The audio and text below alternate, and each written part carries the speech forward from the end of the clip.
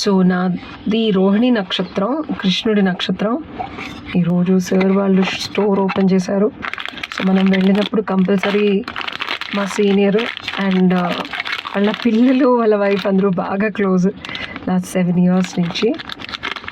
So వెళ్ళినప్పుడు మనం compulsory వాళ్ళని ఫ్రెండ్స్ని సపోర్ట్ చేయడానికి ఏదో ఒకటి తీసుకోవాలి కదా.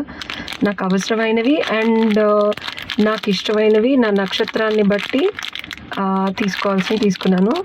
సో ఇవి మెట్టెలు కొంచెం యూనిక్గా అనిపించే రెగ్యులర్ వేర్కి, ఫ్యాన్సీ లాగా కాకుండా, అందుకే ఇవి తీసుకున్నాను.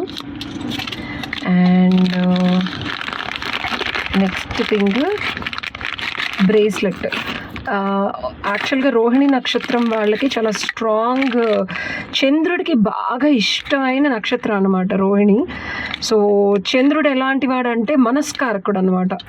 సో జన్మాష్టమి రోజు, కృష్ణాష్టమి రోజు కృష్ణుడికి ఇష్టం కాదు అసలు. కృష్ణుడు పుట్టిందే రోహిణి నక్షత్రంలో.